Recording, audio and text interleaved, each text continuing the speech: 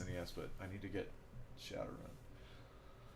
Alright, it's about midnight, so we'll go and kick it off. I'll just summarize once again for anybody that's just now tuning in, because I noticed our viewer, when I was starting talking, we were at 17, and now we're at 36, so we got lots of new people. So this is TSG After Dark. It's kind of just going to go over stuff happening in TSG, stuff from TSG's past, stuff from TSG's future, and I hope to do it every few weeks or so.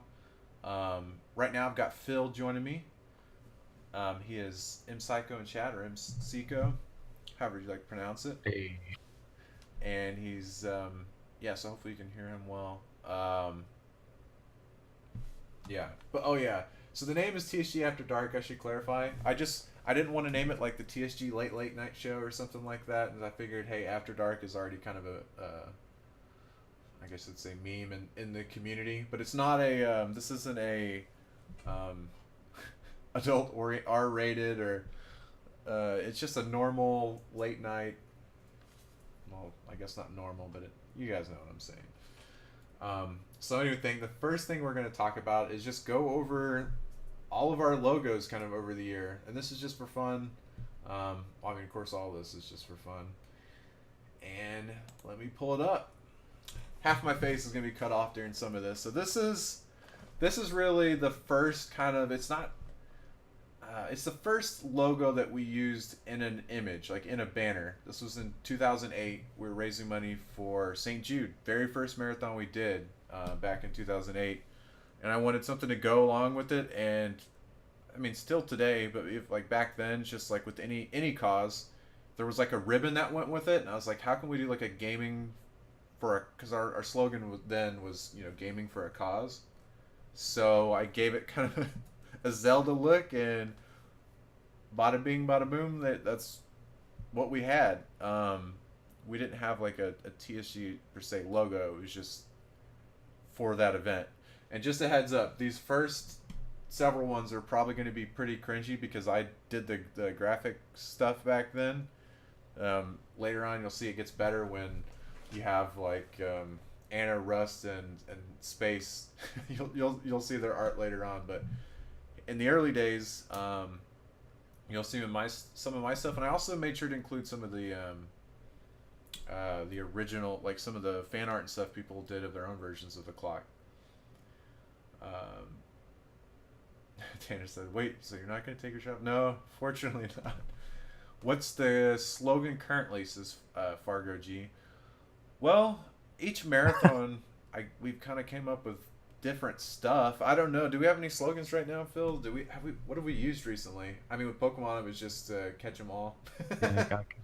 Yeah. I've used on some of our press releases the gaming for a cause, but I think there's actually a group that goes by that now, or did at some point. So that's when we kind of dropped it. I see Blau in the chat with Baby James. Oh no, that's right, KMM. Actually, I was just talking to somebody about that, and I'll say why. So KMM Green says the recent one is slow as a speed. That is correct. That's actually what we've been using a lot lately. Just kind of on our own as a funny thing. Okay, I should move faster, I guess, or we're gonna be here all night with these. So yeah, that was our first one that we had. This one, so this next batch is all stuff when after we'd done a couple of events, and I was like, I wanted to have like a logo for the group, and so I wanted it to be like a clock or like a stopwatch related. And at this point, we'd done 2 Zelda marathons, a Mario marathon, and a Metroid marathon. Sorry if I'm adjusting my headset. This thing it's actually kind of heavy, and it's making me kind of sweaty. But yeah, so this is kind of the first thing we did. Is that local? Nope. It's Jagger. Sounded like local. Jagger, welcome to TSG After Dark. Hey, yeah. So yeah, let me go through to, like I said, the next few were all kind of at the same time. So this one is Phil kind of standing beside this clock. I think I got the idea from looking at some images of like London and stuff because I was searching like Big Ben and like iconic clocks and stuff like that. And Phil's like Phil in general, but Phil in his hat was like like iconic imagery back then. So I liked how it looked, like Phil resting against and stuff. So this was one of those. Yeah, he looks pretty good. I'd say so myself.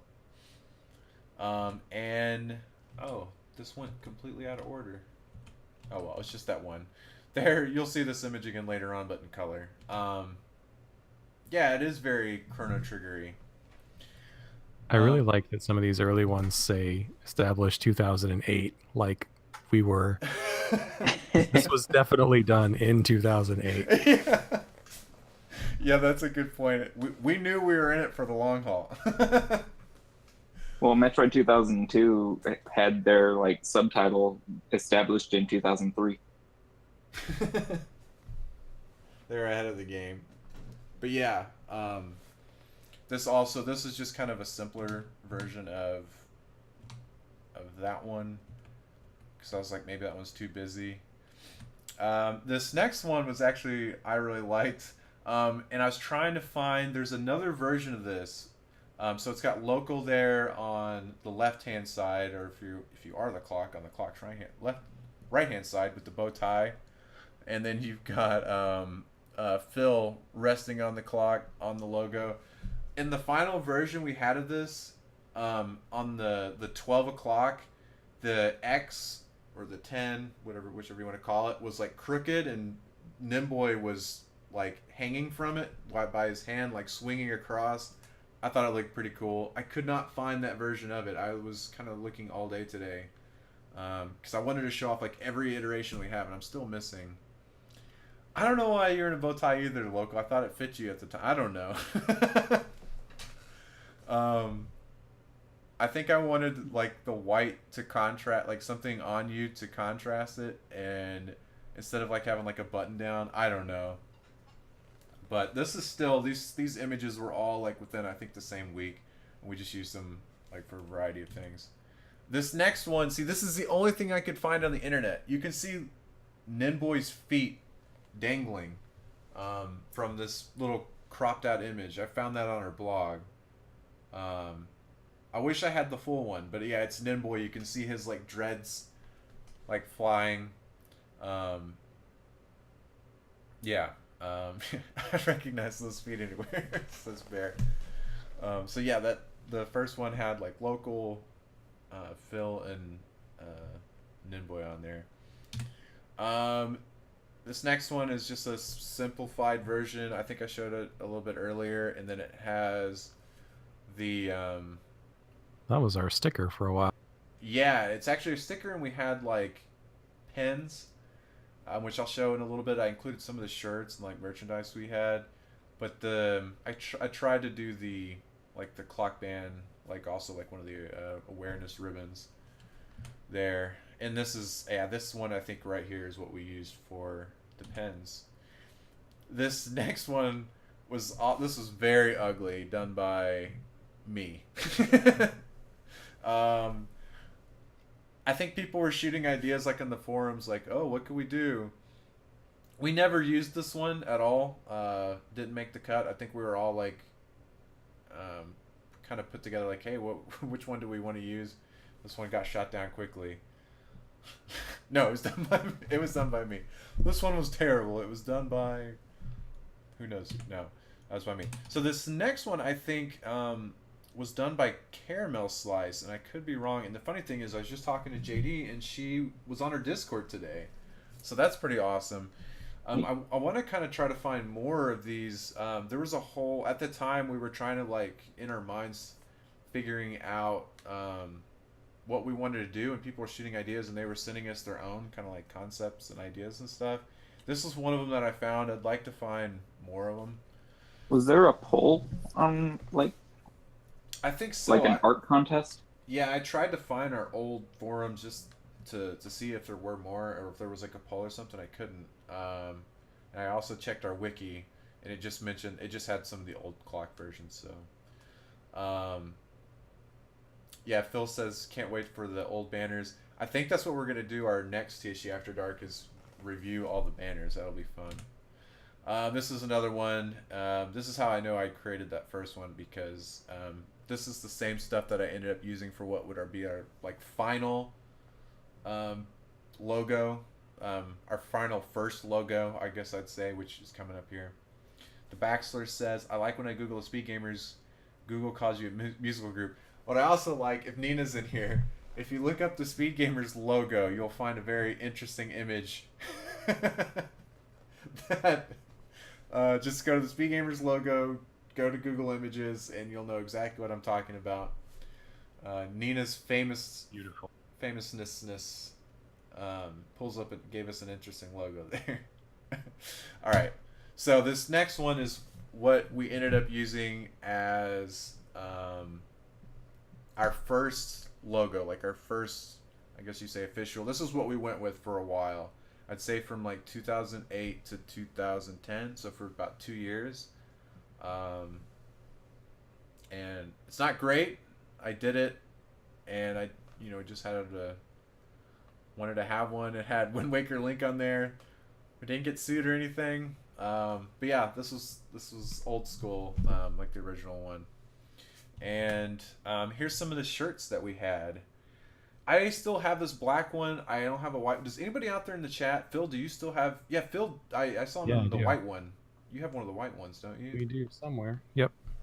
That's really cool. So this is the original one from a design. I won it, I think, like in Marathon 2 or something. And then I showed up to the house and they were like, "Hey, you won. Here's a shirt." Calvin still has both. I want to see. There was a fan art thread I was going through, and there were people taking pictures wearing like old designs, like the Gengar stuff and all that. And I wondered, it'd be interesting to see who still has what. I still have a lot of our old stuff, but I don't have the Gengar one, which I wish we did. Here's a picture of Bud, Eric, and Ryan, who were all like a big part of our early marathons. And Ryan was a huge part of our marathons just in general. We actually played at his parents'. That's where the barn, that we played at. It was we played there. But yeah, those are the three modeling the white variation of the T-shirts we had there. So I looked up the Speed Gamers logo on Google, and I personally got Guinness World Records logo. We have a Guinness logo? There's the logo for the Guinness World Records in the search results. Oh, I see what you're saying. Yeah, which was probably in our blog at some point. Yeah, that's probably why it pulls up. I'll have to have make that one of the topics too, just to be fun. Look back. But yeah, so Bud and Eric were big parts of all three of them actually. Those first couple of Catch 'em All marathons, they were so into those. And I mean, I know Phil remembers them because he was there when we were just all in different parts of the house, just trying to catch them as fast as possible. And when we'd catch them, we'd go to the camera and show them, and we just kind of like featured the games. But yeah. These next are the first set of pens that we had. We used to do pen sets, and they were actually really popular. We might bring them back. Like we would put them out and they'd sell out pretty quick. There's the pen, and this was the first set that we ever did. I don't know how many total that we had. So what we did, and it was pretty cool, we might bring this back again, is these were 5 different people that did these, and people voted on them. And I can remember, so the top right is Anna or Lindsay did that, the Oh My God Boom. The top left is just the design I did. Then Kitsu, I believe, is the one that did the Mudkip in the bottom left. I'm not sure who did the I Heart TSG, and it escapes me who did the middle one. It says I let other people play my favorite games, the Speed Gamers. So that was all voted upon, and we did that pin set. That was kind of the first one that we did. This is just another variation of the logo that we did for the Metal Gear Marathon in 2009. It was on the banner, just a basic thing. It's really tiny. I wish I had a high quality version of it. So this is the first like banner logo we did that has Phil's hat in the Final Fantasy style. I thought looked really cool. And that was that first Final Fantasy '09 marathon that we did that was really the one that I'd say the one that really launched us, that got us on. We were on MMO Champion, and that's when everything really started to go crazy. I'd say our first Metroid earlier that year was also pretty big because we got on Screw Attack. That's when I felt like things were starting to snowball, but it all was kind of building momentum into this Final Fantasy '09 one, which just worked out so well for us. So this timeline, I didn't know exactly when when exactly this took part, but this is the TSG Koto arms that was on the hoodie. Is it the first hoodie? Yeah, I think the first. Yes, it is the first hoodie we ever did. Lindsay designed this, Anna, and it's got kind of all the kind of memes or whatever, the inside jokes of the community on there. Oh my God, boom! For those of you who don't know, Cameron played in our Metroid marathon, and I always say this, but back then speedrunning wasn't as mainstream or popular as big, and Cameron would study some of the Cameron and Phil. A lot of people did. We all did. We studied the runs of what was the forum name back then? Yeah. Went on Speed Demos archives. Yeah. And the idea at the time was we would look at their runs and just double the length of time and see if yes. We were like, well, we can't do this, but we could probably do it about twice as long. That's exactly how we did the guesstimates. I think was it the first couple ones we were tweaking our formula? I think some of the games we'd look at the times, and then we'd only add we could probably get this within an hour, something like that, and then we started getting better and realizing our times and things like that. But looking at those, that made me think that we could do Final Fantasy for a week, because there was 1 through 10, and I think 12 was still fairly new at the time, and their hours added up to just under half a week, and I was like, boom, 1 week, we got this. Easy. We'll have time left over. But so on this, go ahead, Jagger. So in retrospect, I guess a lot of the SDA runs were from college or high school kids putting in 6 months of work into the runs, and then our runs were what people with jobs had to figure out in 3 weeks. Yeah, and a lot of the times, yeah, I would just try to get, because they had notes a lot of times attached to it and stuff like that. That was very helpful when they did that. But so this emblem here has the Oh My God Boom, which is Cameron I think it was Kraid, just destroys them in half a second or something like that. In the community, it was just kind of a thing. Everybody'd say Oh My God Boom.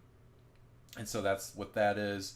The musical note, back then, one of our main draws or main things was us doing karaoke of a lot of different music, but it seemed like we had a lot of 80s and stuff like that. But then there's Gengar, which is I don't know how that's spawned.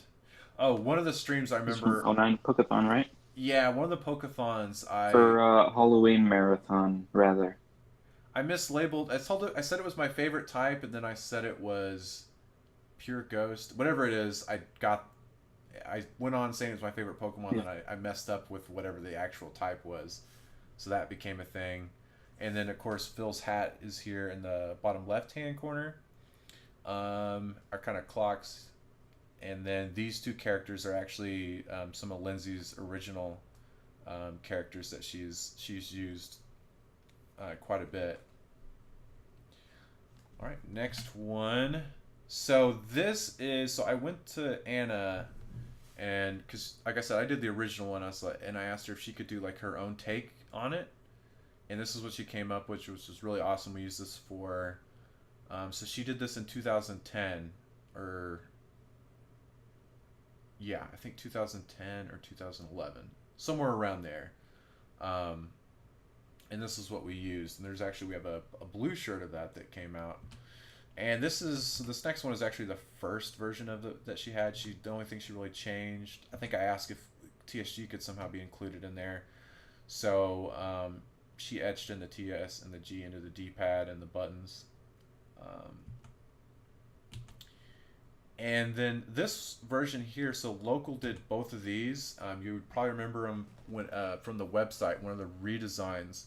Local would use this logo, and we also would use it during some of the marathons on some of the layout and things like that. So this was just kind of like part of that whole 2010 time, and part of the web redesign, I believe, too. This is also on our website. You would see this version of it. I think I forgot what that's called, but I can't remember what it's called. But it's whenever you type in a website, it pops up on the banner side of it. And then this here, sorry for the coloring. Is there a way I could make this background different? White would probably look better. Let's see. Delete. It doesn't allow me to change the background color. I guess you guys can probably see it pretty well. Rip my eyes. Favicon, that's it. Dang it, I wish this was on white. But so this was the 10-year anniversary update to our logo. Let's see if the next one. Oh man, you can't see either that well. Yeah, so it's pretty similar to the other one that we had. This one was in 20. No, this is the 5-year anniversary. I'm sorry, not the 10-year. It's just now been our 10-year one. This is the 5-year anniversary, and so that's why the you see the 5 right after this.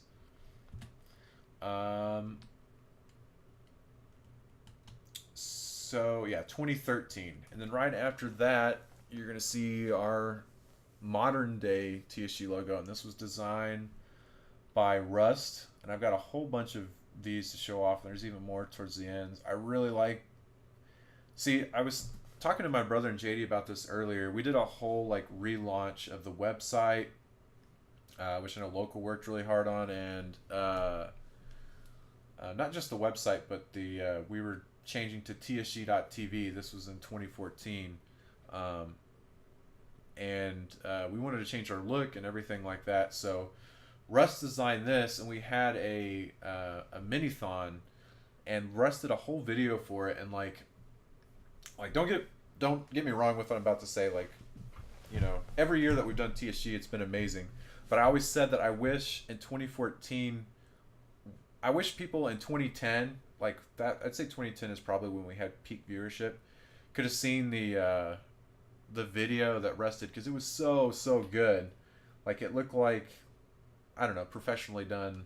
It looked really good. I'll have to show that video at some point. But anyways, it was like the relaunch or the rebrand with the TSG.TV, the new logo and everything, and he did a really good job. Here's kind of a bigger version of it. I wish Russ was on kind of to talk about the logo and stuff. I'm just going to kind of show it off. He did kind of a lot of different iterations of it here. And you can see that it's like kind of got like a geometric look to it. And here's a more simple version that we use for a wiki. And also the font. The font was something that me, Local, Rust, all of it, like all the we would talk about for a while. I think all the staff weighed in on, you know, what they could read and stuff like that. We ended up with that one, and I'll show off some of the other ones in a little bit. Local just linked I believe the trailer that he did. This is another version of it, and this is what's currently as our background. Just several versions of that Local that Russ made.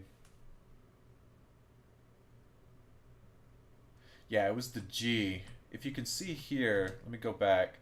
You can see in this TSG, it's different than these that are here. I don't know if, I honestly don't remember which is the one we decided on. You'll see later on. I've got tons of different versions because Local was able to send me an email. Let's see, TSG community. The fatter, rounder one was the earlier one. Yeah, that's what I thought. I think he added this one that kind of jutted out at toward the end. This is the shirt that we after we did the redesign, the new logo. That's the shirt that we had. I just wore it the other day. I should have been prepared and wore it. Instead, I wore one of the Fan Gamer gym shirts. This we never actually used, and I wish we did, and I found it actually going through my stuff. I think we might have used it on possibly during Indie-thon. This Lindsay created, it is obviously it's drawing. It was right after a redesign. I sent her Rust stuff, and she wanted to do her own kind of take on it. And this was what it is. I really actually like the very last one. I mean, all of them are cool, but Lindsay made these as well, and they turned out really good. We'll have to work those into it. Yeah, that third one is really cool. I like that one a lot. This is for Indie-thon, so this was really cool. We got to collaborate with a lot of people, and of course, one of the people or groups we collaborated with was Fangamer, and Russ had already made, like, modeled the logo in 3D, and where are my keys? I should. Well, you guys can see it here. I'll bring it towards the end. Fangamer then took it and made a keychain of it. Fangamer told me, so last time I was there, they apparently had like a box of them, and I was supposed to go pick them up, and I didn't. So if I maybe when some of the crews down in Arizona, if they can ask if they still have the keychains, we can do something with them. But yeah, this was the keychain, the 3D model that they did. They took from Russ. They modeled after Russ' design. I love that keychain. So here's some variations of the design that was done. This was Nina that did it for Final Fantasy. It's one of my favorite. Looks really good. The banner just in general there. And this next one is like maybe my favorite out of all the looks. I really like this. So we had pixels versus polygons, representing the two. We had split up the teams for Final Fantasy, the retro games versus the more modern. This was the modern one. Looked really, really good. I've actually got the sticker on my car, so if you see that on a car, it might be mine. It looks so good, and this is the pixel version.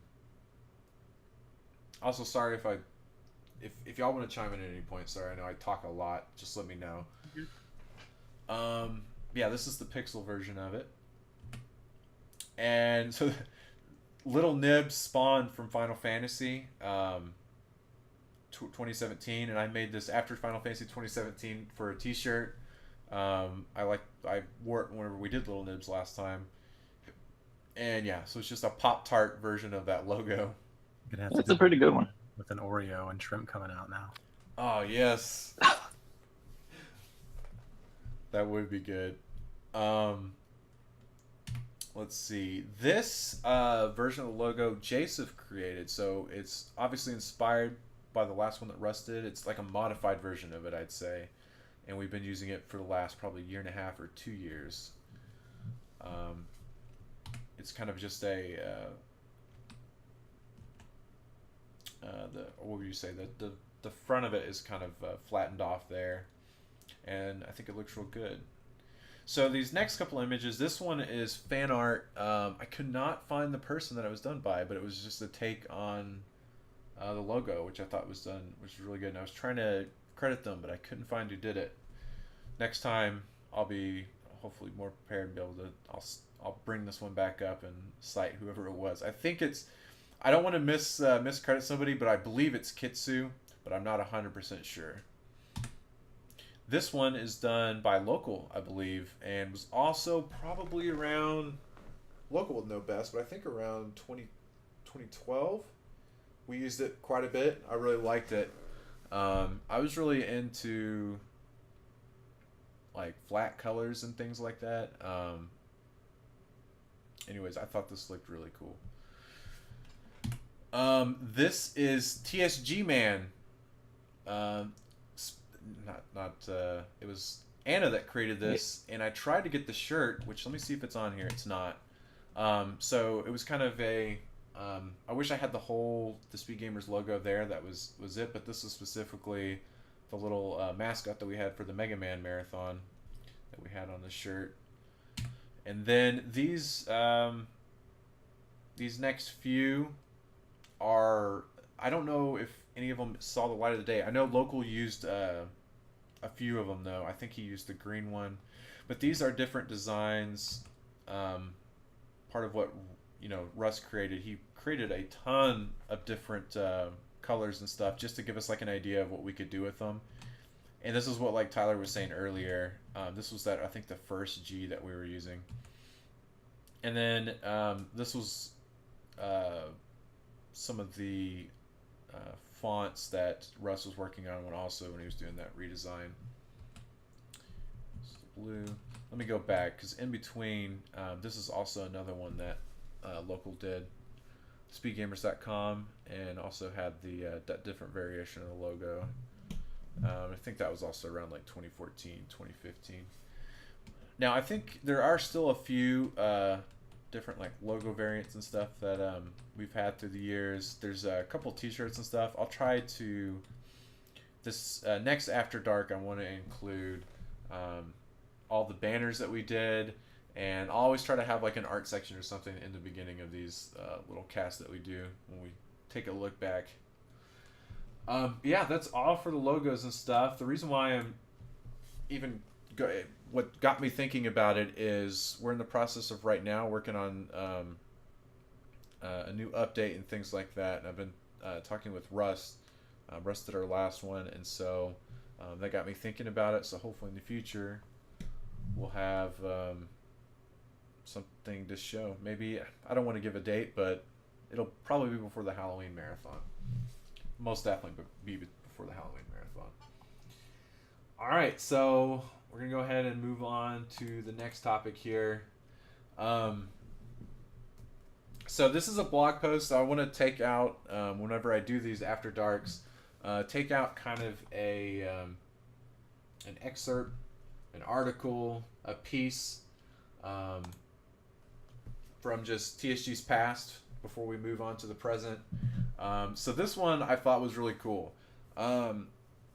Like I said earlier before the cast started, I like to go back and look at, just after each marathon I look at the stuff that was written about those marathons, but I also like to go back and look at the past and watch old videos and stuff, because it's surprising how much I forget.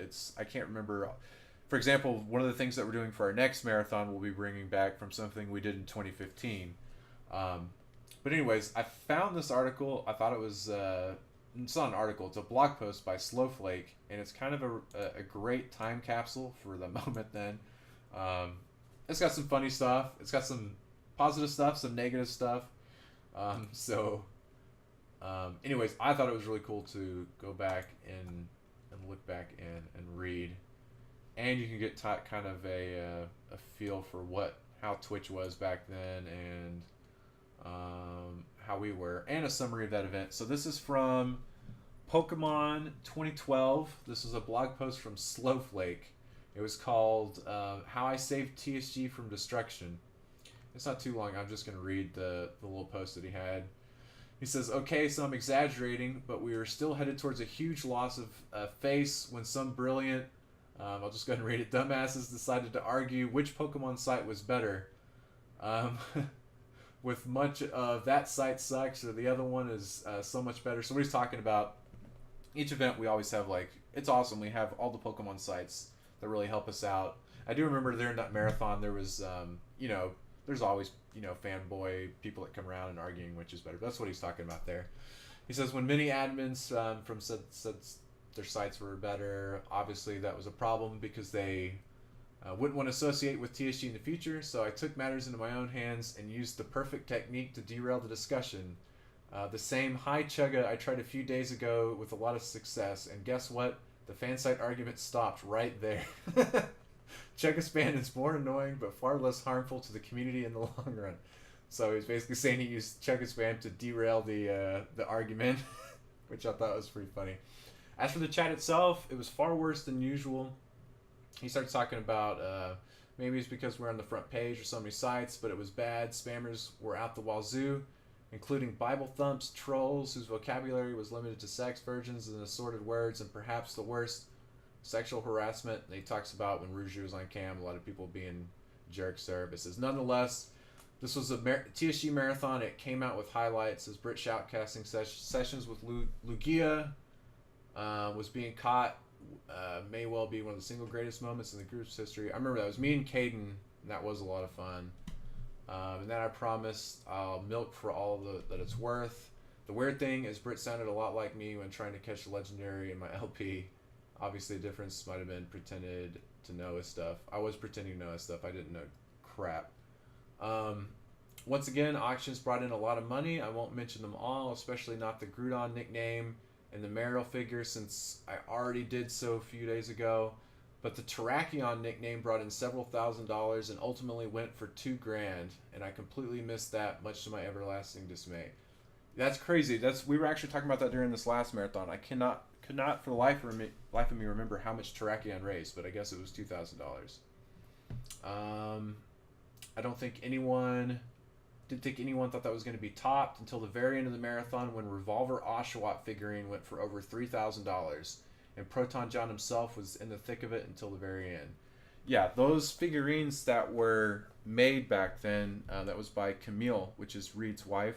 Some people know her by Mila. She makes some of the best, I mean, whether it's like 3D models or any types of art. She's so talented. She does so many different things. She made us little figures of Revolver Oshawott. I can't remember the different Pokemons, but it was basically mashups of different Pokemon. And then he goes on to summarize the Pokemon catching department. In the Pokemon catching department, it didn't look so great early on, especially after a power outage during the first night, which saw a substantial loss of progress. I actually did not remember that at all. I still don't remember that.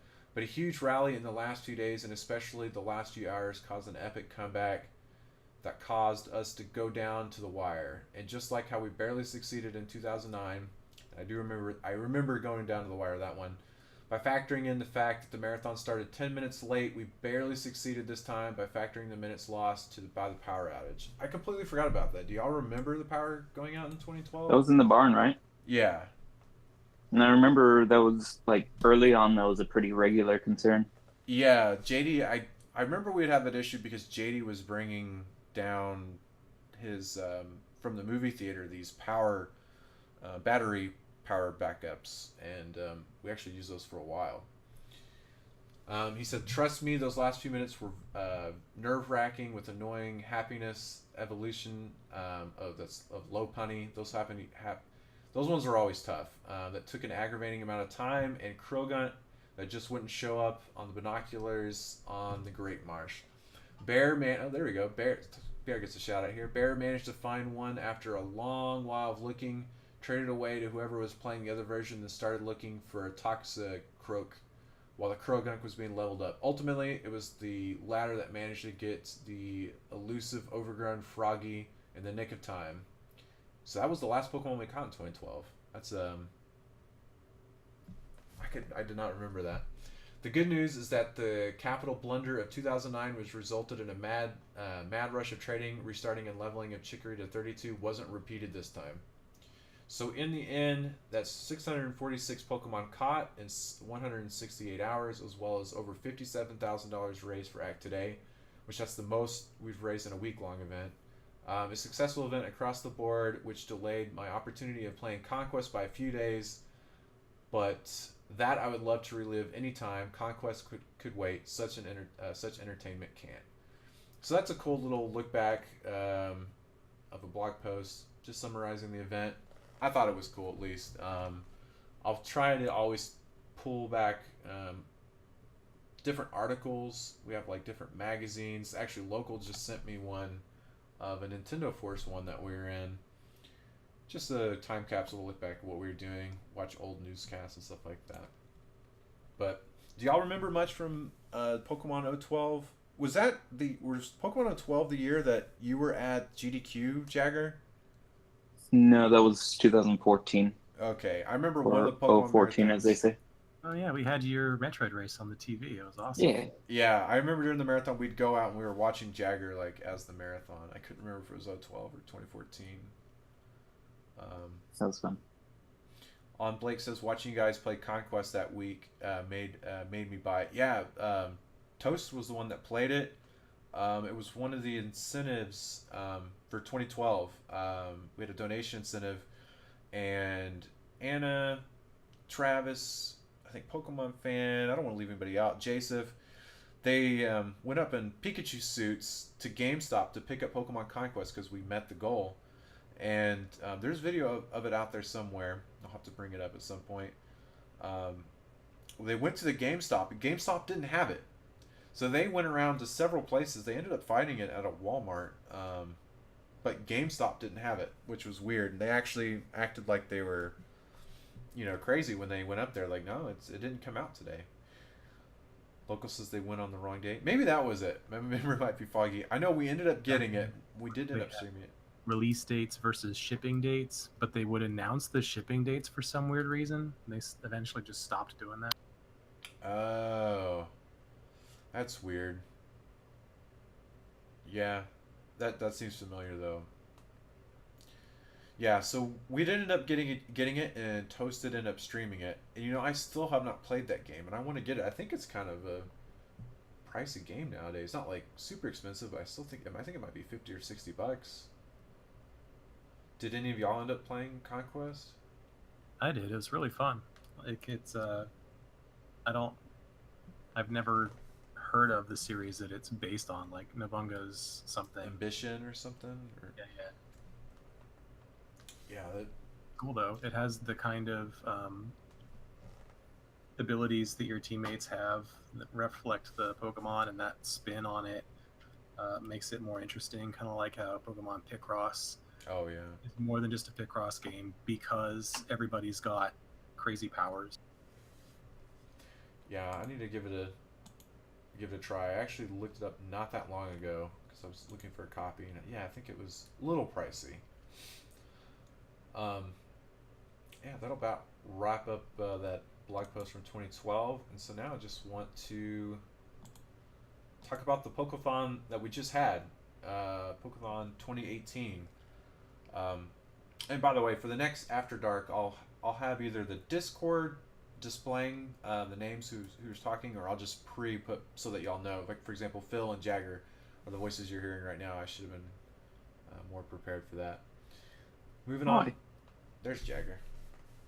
Moving on to Pokemon 2018. This is the event we just had. We're just fresh off of it.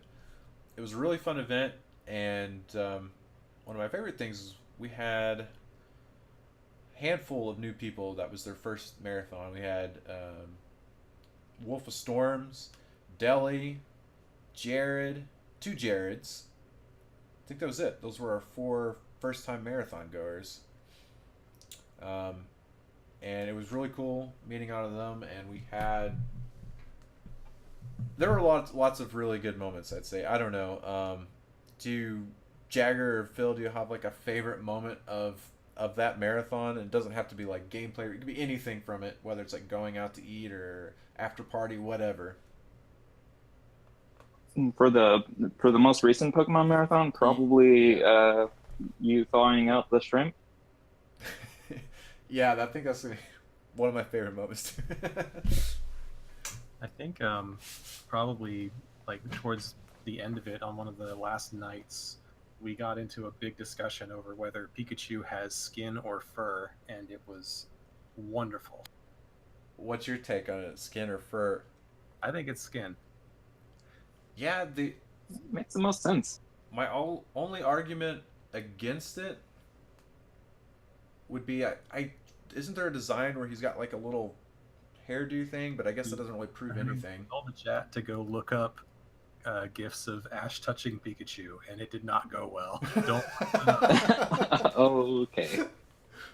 I don't know how I missed Good that. work. I need to go back and watch these. He's made of rubber, says Bear. Probably. That's funny. I miss it. What night was it? One of the last nights? Yeah, I can't remember which one specifically, but it was fun. Oh yeah, it must have been probably when you Bear was playing and you were commentating, right? So it was probably like midnight or something like that. Yeah, I think Richie's Pikachu has like a tuft of hair or something. Oh, okay, so maybe that's he's the only one that has hair. Yeah, the rest are bald. There were lots of really good moments. I really enjoyed, like, we've had every marathon. There's tons of stuff that are, there's pre-planned, pre-orchestrated stuff, and there's stuff we do completely off cuff. And I'd say it's a good mix of what ends up being really good. There's no like exact formula. We'd always theory craft. Oh man, it seems things seem to go really well when we have it planned, and then we'd say, oh man, things seem to go better when we just. It's just a good mix of everything. But one of them that was definitely not planned, that was just kind of spur of the moment, was the shrimp Oreos, and I think it was I can't remember who pulled it up. If it was Tyler or I think it might have been Jared or Tyler. One of the McElroy brothers tweeted a picture of shrimp Oreos, like a mocked up bag of what it would look like with their logo and everything. And then so I was like, that sounds pretty gross. Everybody's agreed it sounded gross. And usually that type of stuff goes really well. So we tried to play that up like a lot during the shift. But people just weren't feeling it, like the chat and stuff. But I really wanted to do it. So after I went home, I went and like laid down in bed. And I kept just, trying to get people interested in the chat. And I was like, I just wouldn't let it go. And then the people that were commentating at the time were like, Britt really wants to do this shrimp. And so they kept bringing it up, and then people were slowly donating, and I was like, I will get out of bed and drive up to Walmart and grab some shrimp if we can reach the amount. Well, someone, I think it was Dan, one of our Dota friends, in compilation or collaboration, I should say, with other people, got to the amount. And so I kind of like live blogged my trip to Walmart and getting the shrimp. And then once we got there, we broke down everything. It was there's a YouTube video of pretty much the whole saga, the whole ordeal, like from me getting there and making it and everything. The problem was, so I thought, and Mayday was making fun of me about this. I don't know. In my mind, I thought shrimp, you could get them like in a can, like wet, like I don't know. I thought you like tuna or something. Yeah, kind of like tuna, where you open it up and they're soaked or whatever. That was not the case, but I wanted to make sure it was cooked because I didn't want to get anybody killed. So I found a bag of frozen ones, and they were salad shrimp or something like that. It was a lot of them. But anyways, we had to dethaw it, and then we put it in there. I tried. So what I did is we took Oreos, we hollowed them out, took the original cream that was in it, and then we got Oreo, what is that called? Marshmallow juice, the marshmallow cream puff stuff, that you can get. It's fun. Yeah. And we poured, initially I was going to mix it up in a weird way, but somebody had the idea of just pour the shrimp in it and mix it up, and that's what I did. As I poured the shrimp into the Stay Puft marshmallow stuff, mixed it all up and spread it on. And I tried my best to get more marshmallow than shrimp, but the shrimp taste was pretty strong, the fishiness of it.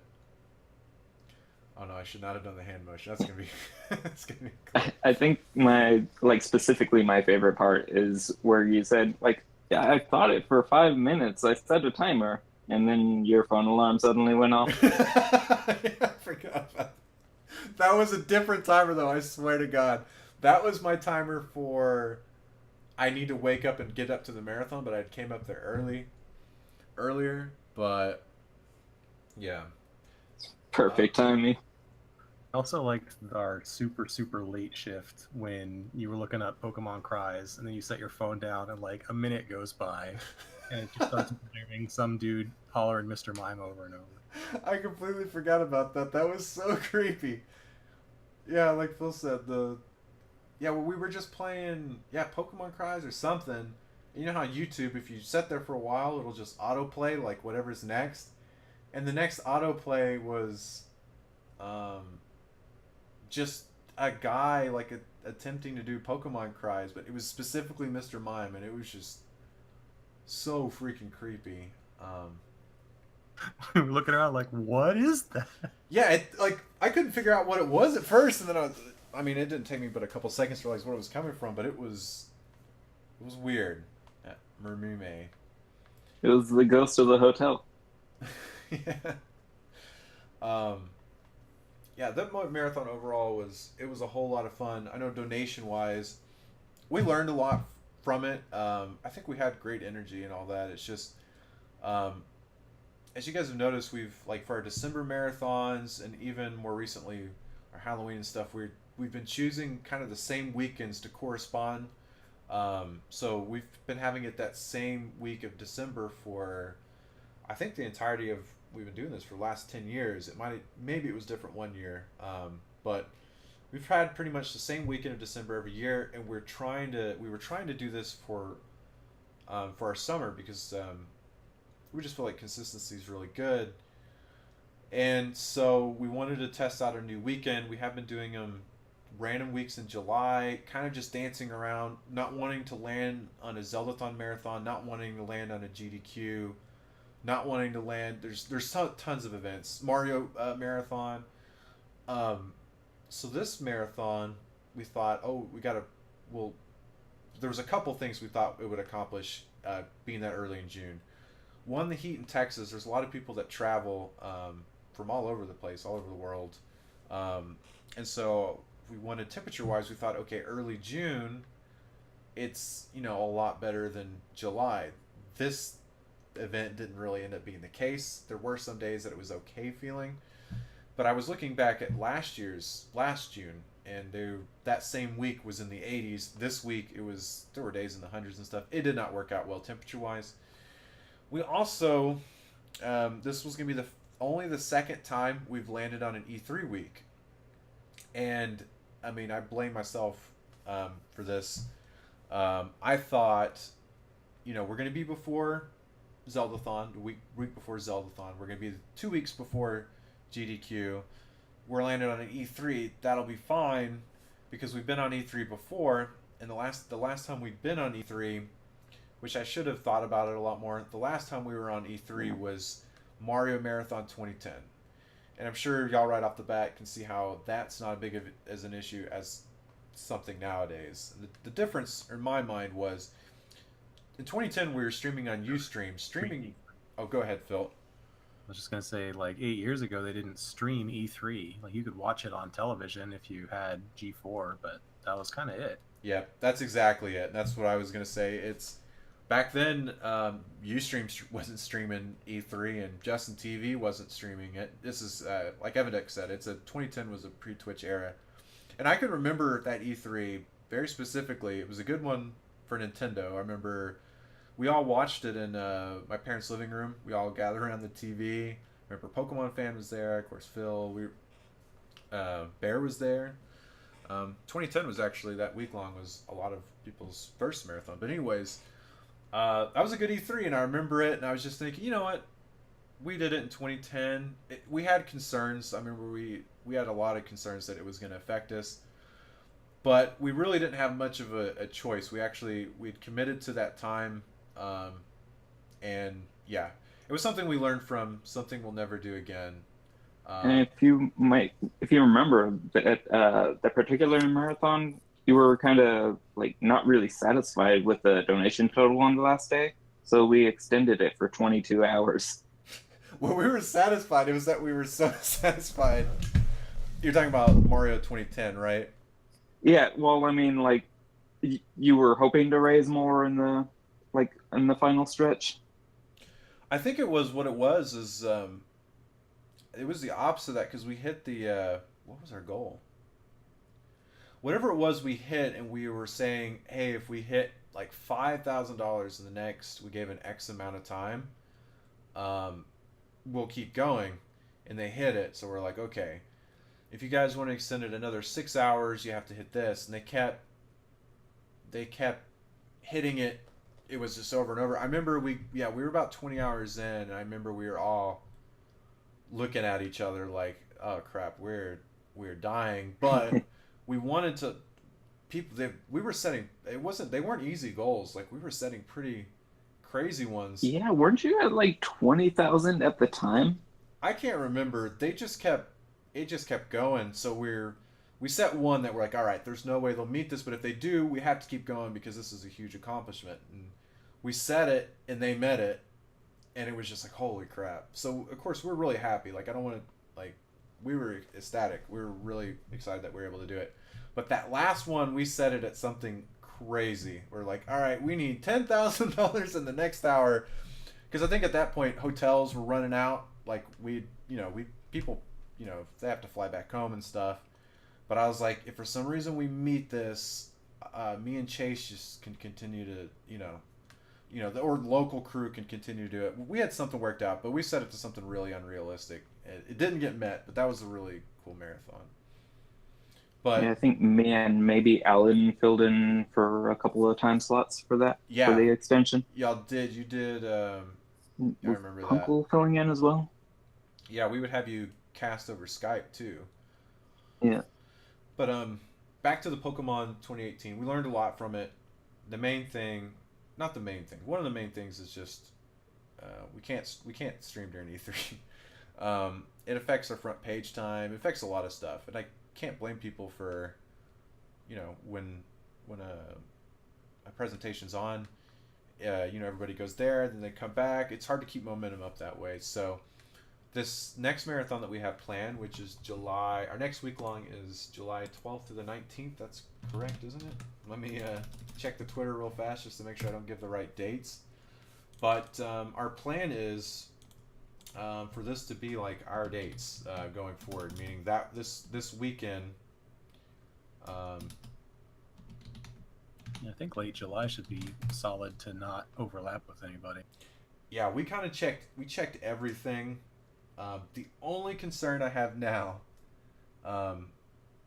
so Guardian Con their dates kind of varied. I think this year they start in 2 days, I believe. So if they're on the same weekend next year, we wouldn't overlap with them. But if they go forward a week, then we might run into Guardians Con. I don't think that would be the biggest of deals, but what's that for? It's like a new all-star marathon group. It's pretty crazy. Nice. Last year they raised, I think, like $2 million. This year, like James says, they have Ninja that's in our as a closer. We just want to do our best, not to overlap with other groups, just if we can at all. Especially like if we're sharing a lot of the same audience. Exactly. I don't think Guardian Con would be the biggest deal if we ended up on the same weekend as them, but yeah, that's really the only one. The only other one is possibly what's the big Comic-Con might land on a weekend, and it would barely overlap with us, and depending on how Evo does theirs. But those are all three not likely. We know we won't land on Zeldathon because we know their dates for next year, and GDQ. Do we? I think GDQ just announced their dates, I believe. I can't remember. They at least announced for January. I don't know if they have dates for. Just trying to find. I would assume so, but I don't know. Like I know.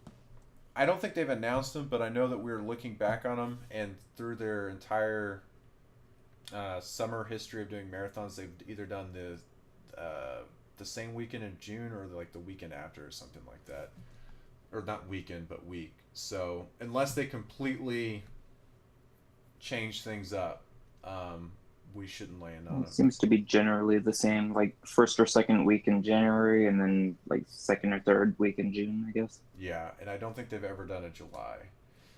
So we're hoping the week of July 12th to the 19th is kind of our permanent fixture for our week-long marathons. It won't be for during E3, we know that. It won't be during Zeldathon, and we're pretty sure it's not going to be during GDQ. Hopefully not during Mario Marathon as well. Yeah, it's tough because we want to watch all those marathons too. But let's see.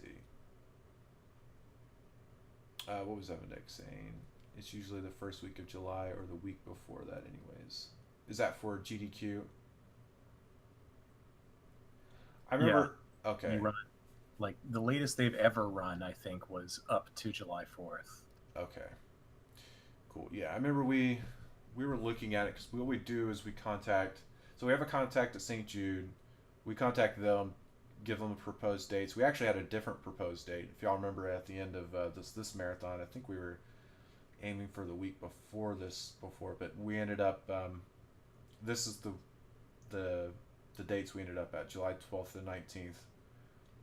We saw no huge overlap, so that's what we're going to go with. And if everything works out well, and then that's probably the week we'll be going with going forward. Yeah. Anything else y'all wanted to say about Pokemon 2018 before Soulsborne prep? How did that go, like, catching wise? Like, how stressed out was Jason trying to organize all that? It was funny. So, Joseph worked so hard. Like, we had a planning section where um, people were putting together. So, Joseph did the master catch list, and then he kind of sent it out to everybody. Then he wanted everybody to make their own notes on their list and edits and things like that. And I'm just gonna be honest. I thought we could catch them all. We had a backup plan if within a couple days it looked like it was gonna, that was gonna be very difficult. And doing kind of similar to what we did for '09. But I thought we were gonna be able to catch them all. I know Joseph was very stressed about it. But everybody practiced so hard and they did so well. We had the opposite problem. We realized a couple of days in that, we're blazing through this. Everybody practiced phenomenally well. Huge props to Nitram, who was a stand-in. Caden's job, he was called out, so he wasn't able to go, and so Nitram took up Pokemon Diamond, and he took to it fast, did his notes, did everything, and just destroyed his game, which is not easy to do when you don't have that much prep time. So he did an awesome job. I think he had less than a month. Evadex said maybe next time try a living dex again. Yeah, that was one thing. That is definitely a thing we could do to make it harder. The only difference is probably the next time. The only difference is we'll have another generation. So that should make things harder. And that might be the perfect mix for us, getting Gen 9 in there. Another thing we'll also consider, and we talked about afterwards, is including. So there were some games we didn't include because we were thinking it's going to be really down to the wire.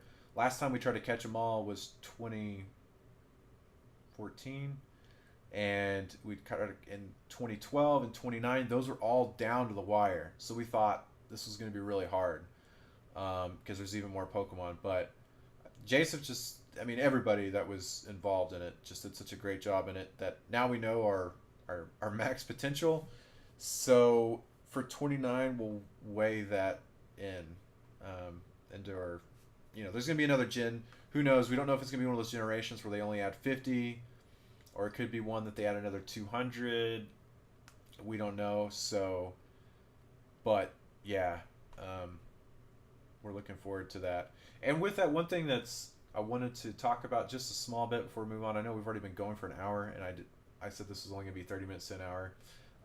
We don't actually have much of this cast left, but we're trying a new formula or a new schedule, I should say, for how we do marathons. I talked about this at the end of the marathon, but this is a good place to talk about it as well. We're doing, for now, 3 marathons a year, and the way that it works is every year we will have a summer marathon and we'll have a winter marathon, hopefully the same week in July each year, the same week in December that we've always been doing.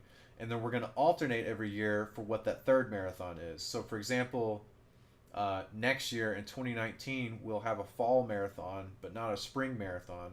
And then in 2020, we'll have a spring marathon and we won't have a fall marathon. So 3 marathons every year, always one in the summer, most likely July, always one in December. And then every other year, there'll be one in March or one in October. Does that make sense to everybody in the chat and everything? And that's what we're going to try at least for the next couple of years, just to see how that feels and see how that goes. Yeah, and our next marathon is Soulsborne, which is what we're going to move on to right now. the Soulsborne Marathon, which is... Let me pull up the date since I have them right here in front of me so I don't make a mistake. It is October 12th to the 15th. It's for Direct Relief International. So Soulsborne, that's the From Software makes the Dark Souls series, and they've also made games that are in that same vein, such as Bloodborne and Demon Souls. So we're going to be playing Demon Souls, Dark Souls 1, 2, 3, and Bloodborne, and there's possibility we might even include Neo. It's going to depend. One of our players. It depends on if they're able to come down. They might play Neo as well, since that is in that same formula of games. I really wanted to play Neo. I've heard so many good things about it. But anyways, I'm playing Demon Souls, and I wanted to get on top of it. I've already actually been practicing for the last couple of weeks, so I'm glad that I have, because I've learned a lot about it in just a little bit of time. And right now, I think Kebby is slated to play Dark Souls 1 and possibly Dark Souls 3. I have to get back with him. A little unclear on that. Tyler's going to play Dark Souls 2. And by the way, there's still... we're still planning out... These runs are going to be varied in types and how they are and what you guys can do to us and all sorts of things. I don't have like all the details hammered out. Tyler's...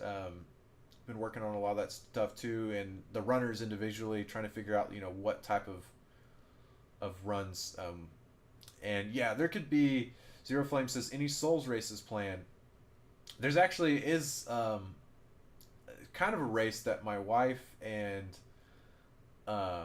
Bree, so Lauren and Bree, you know how we did for High Roll versus Low Roll, where we had Ashley versus Ruju, a race to beat the first temple. We're kind of planning out something similar with that with Bree and Lauren, since they've never played any Souls game. They're notorious, the games, the series and the franchises are known for being difficult. So we're thinking of giving like a set amount of time and seeing if we can, with it being their first times doing it, me coaching Lauren, Baltus coaching Bree, and seeing how far they can get in, like, say, an hour time period. But that's one of the ideas. We have all sorts of fun and goofy ideas for runs. We haven't hammered down which ones are going to make it to it. Stuff like escort runs.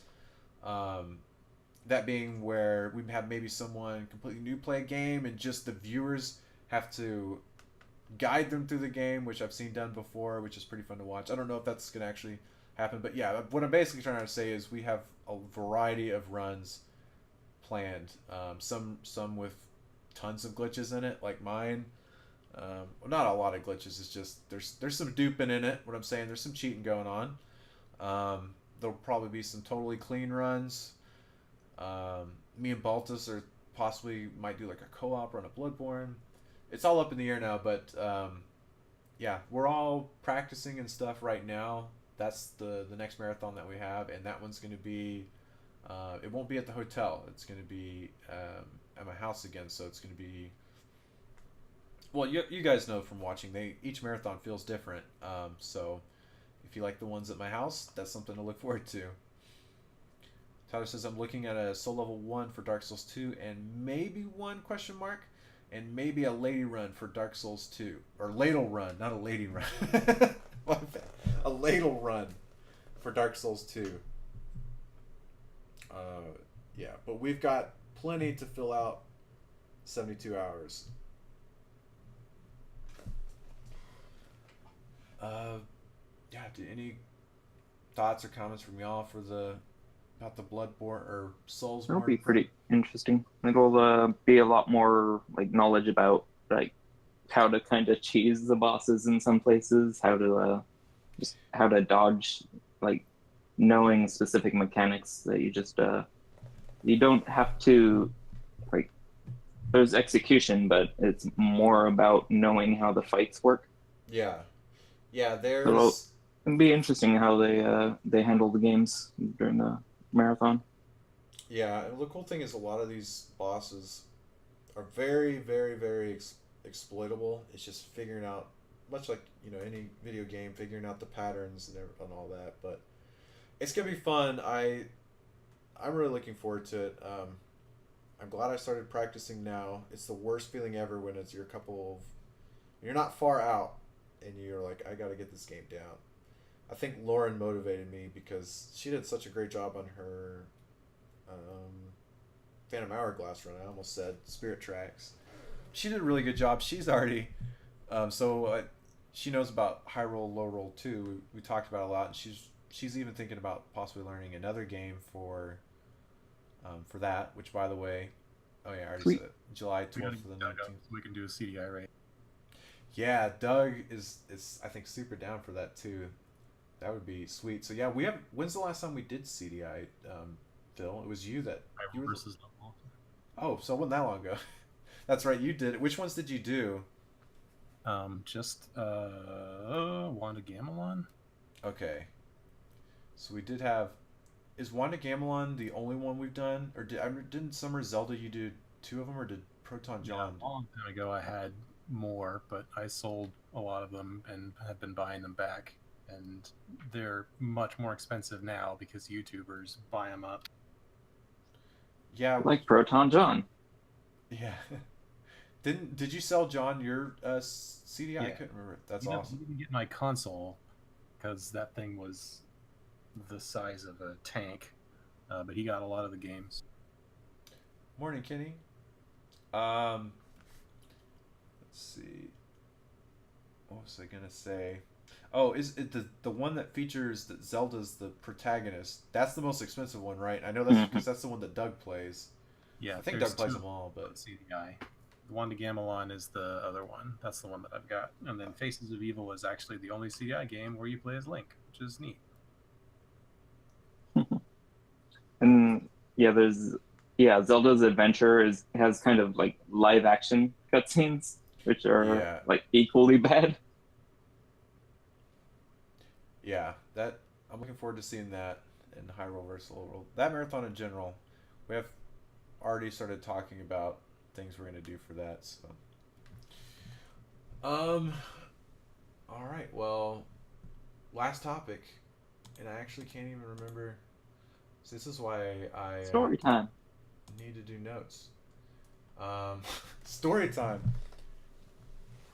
I remember I had something planned. This cast went so long that I can't remember the story. I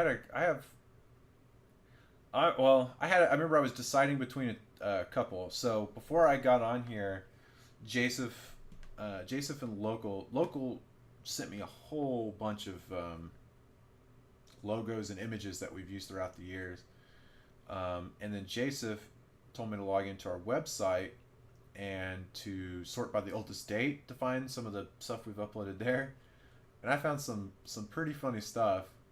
So yeah, I guess I'll end with this story. I'll save the other one for next time. It's just a random one. I was like, okay, this spawned in my head. So there was a picture. I should show the picture. I don't think I have it downloaded though. It's a picture of Gwellen and Local. They're in sombreros. And so this marathon, this was Final Fantasy 2009. It was the first marathon that anybody had traveled outside of Texas. Phil was the first person ever to come down like outside of like our high school group. But Final Fantasy 09 was the first time we'd had anybody travel in from even out. Gwellen was from out of country, but we'd never had anybody from out of state. But there was Local that came with that road trip with his girlfriend at the time and his friends, and then Gwellen, Baltus. That was the first time I'd ever met Baltus in person. Anyways, so this is also kind of the first marathon that started our, I guess, tradition of going out to eat right before a marathon and then going out to eat as the marathon ends. And so I remember Gwellen flew in. I felt real bad for him because, this is July. And this is Texas. And I remember when I first saw it, I'd been telling him over vent and stuff, like, it's really hot. And he's like, I've been preparing myself. And I remember whenever he saw me, he was like, you were right. Whenever I walked out of the airport, as the door swung open, he said it felt like an oven opening right in his face. And he said he hadn't expected it. But anyways, they came down and then we all went and ate Mexican food because the Tex-Mex here is amazing, obviously being in Texas, and I wanted to choose a place something that you know, someone from Canada or even like local from Atlanta or the Georgia area, they hadn't tried. So we went to this Mexican food place, and a couple funny things about it.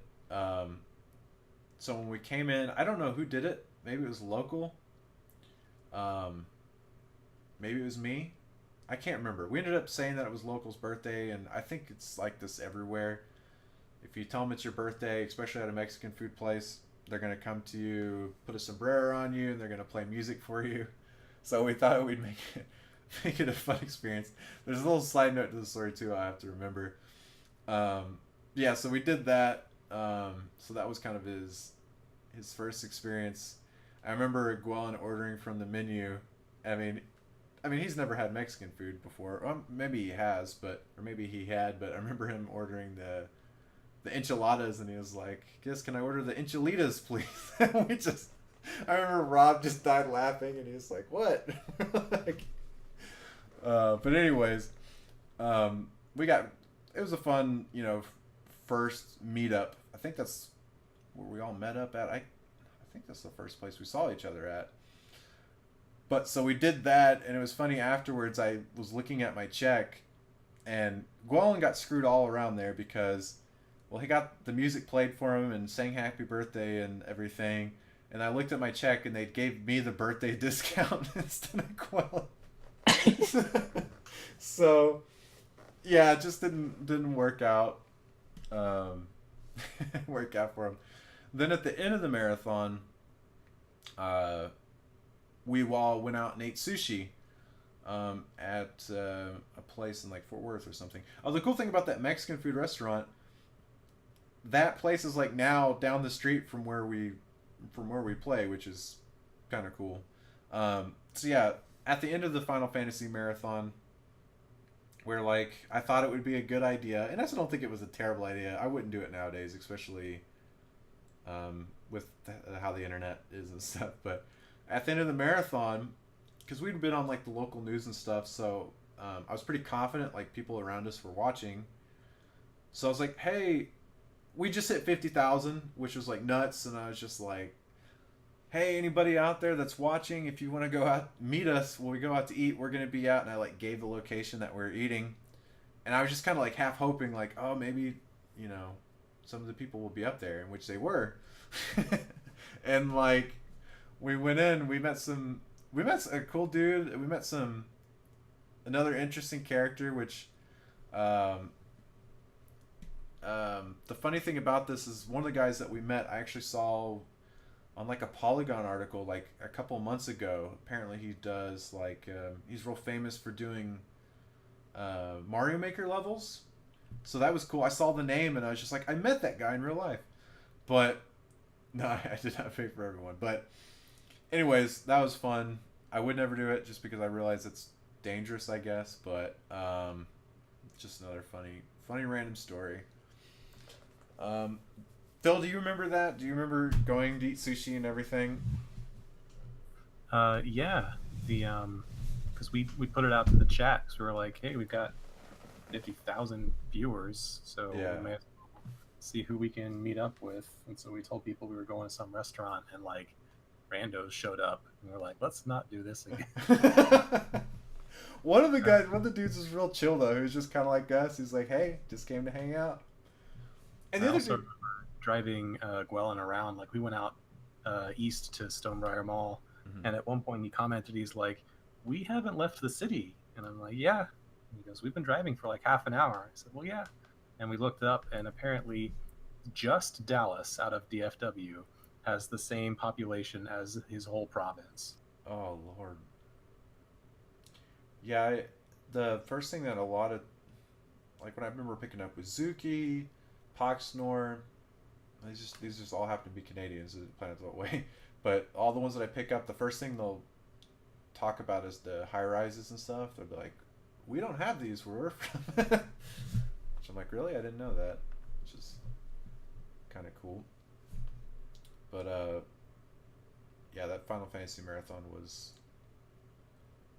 was nuts. And I remember the reaction we all had, because I don't know if we realized it while we were doing the interview, because me and Tyler went up to the like CBS 11 or wherever it was, KX21 or something like that, and then we came back, and then we all, like, I think we went to my mom's room or something. We watched the like rebroadcast on the news or something, and we saw that, because do you remember who did this? Like, someone donated for everybody to be named Sephiroth, and when they showed that on the news, I just remember everybody died laughing. I can't remember who donated for it though. Hopefully they're still around. He got what he came for. Yeah, he got his money's worth. He got his names all on the stream, and it screwed with Dust in hardcore. I remember during that final boss fight, when fighting Sephiroth, and he was having to, switch between his party members, and they were all named Sephiroth. Yeah, so that was the last story, the little story time ending that I had. Yeah, so that's just a wrap. I know this was real rough. I didn't have really anything noted out. And I was thinking about this today when I was doing it, like how I'll structure it and like all that. But the whole thing is, I just wanted to stream something because I want to get in the habit of, whether it's once a week or a few times a week. It's probably going to be once every few weeks. I just wanted to do something, and I was like, okay, well, I can start planning this out, and then we'll do it next Monday. Then I was like, no, screw it. If I don't do it, I'm just going to keep putting it off. So I was just like, I'm going to go do it. Even if it's rough, I'll plan out the next one better, but we're going to do this today, get it started, and then, yeah, on Blake's stream every day. I wish that would be fun. But, I mean, I guess I could, but I don't think I could ever get into that routine. I don't get off work. The reason why it's so late is also my work schedule. So it's going to be probably about midnight each time we do this. This type of stream, anyways. And yeah, so I'm aiming for just kind of a state of TSG, like what are you looking forward to? Kind of a look back on old stuff, past and present stuff. So the next one I am planning on doing, I want to look back at our marathon banners, almost 40 that we have, because now I've got those, and Local also sent me a lot of other images, so we'll do that. We'll have a marathon banners in review. We'll probably look back at an old article. We'll talk about the upcoming Soulsborne marathon, any updates we have on that, and yeah, hopefully the next one I know I said it was going to be 30 minutes an hour, but of course this one went for an hour and a half. Anyway, that's all I have, and thanks Phil and Jagger both for joining me, and Thanks for having us. cool. I guess we'll see you guys. I don't want to give a date. Maybe next Monday. Maybe the Monday after that. We'll see you then for more TSG After Dark.